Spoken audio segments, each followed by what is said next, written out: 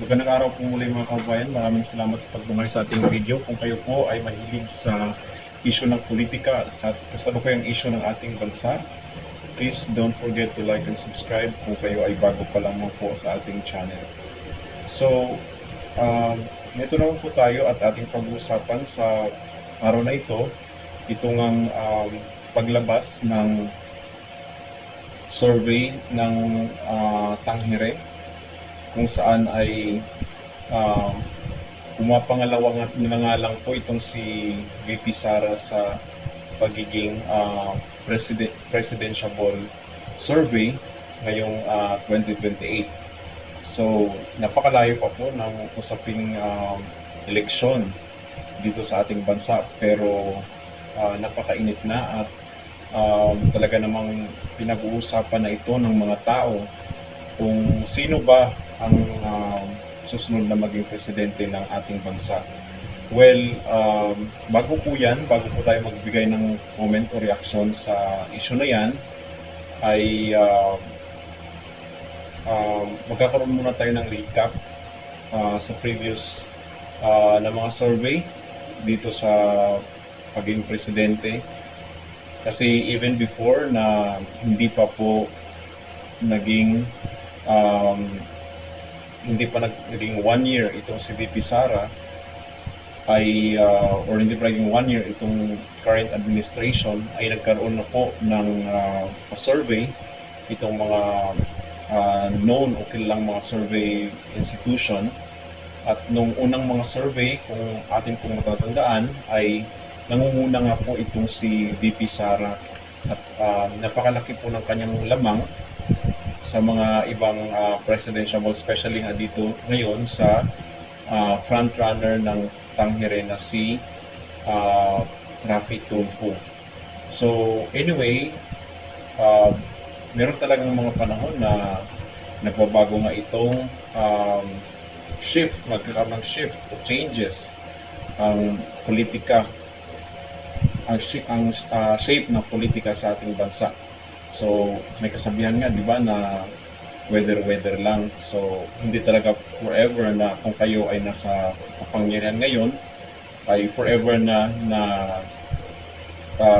kayo ang nasa posisyon. May time or darating ang panahon na yung mga tao mismo ay magsasawa nga sa liderato, especially kung walang nangyayari sa bansa. So, anyway, isa sa mga pinakamalaking naging epekto na dito kay VP Sara ay itong ang issue sa confidential fund kung saan isiniwalat ni Franz Castro noong siya po ay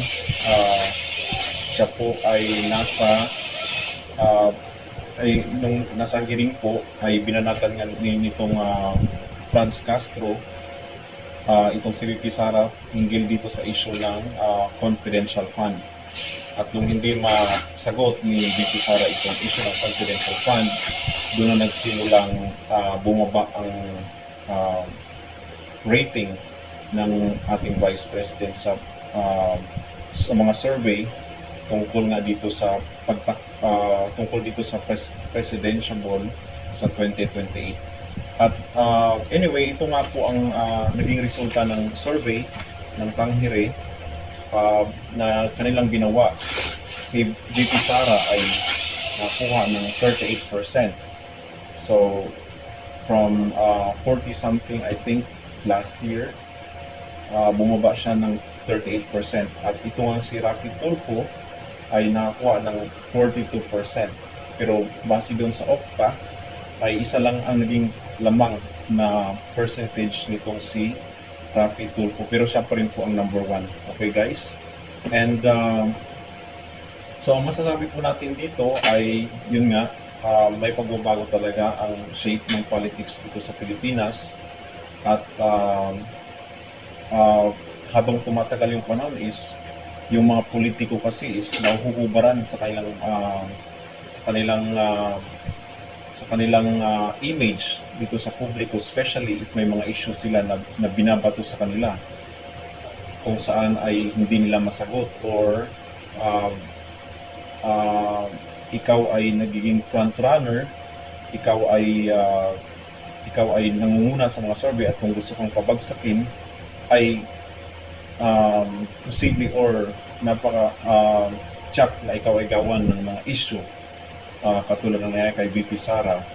But ang aking masasabi din dito guys is okay lang na pumapangalawa na itong si VP Sara dahil ang tatay niya naman ay naging presidente na. So ang masasabi natin ay ibigay naman sa iba or ang mga tao is dito natin malalaman na guys naghahanap na nga sila ng bagong mamumuno, ibang brand kumbaga na magiging leader ng ating bansa.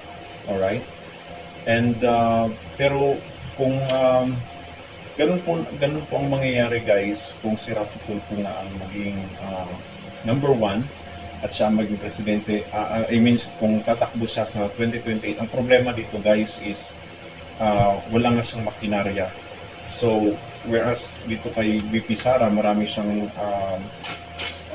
mga kaalyado na malaki, isa na dyan sila Arroyo.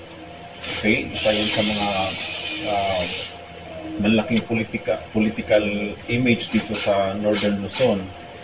And especially mananalo, naniniwala ko na si VP Sara is mananalo siya sa Mindanao, pero sa Visayas mukhang 50-50 siya, at sa Luzon naman imposible na siyang mananalo dahil nung makita ko yung graph ng survey, most of the sa Luzon is hindi na nga masyado siyang nagiging popular or nababawasan na yung popularity niya.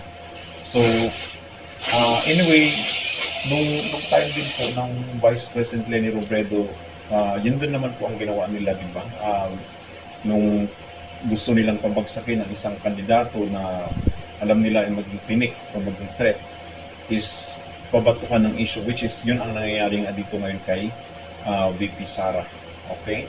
So, antayin na lang natin guys kung anong mangyayari hanggang sa 2028. Malayo pa at marami pang issue ang ating bansa. Ang importante sa ngayon is magtulungan, magkaisa tayo para sa ikaunlad ng ating bansa. Maraming salamat po again. Kung bago po kayo sa ating channel, don't forget to like and subscribe.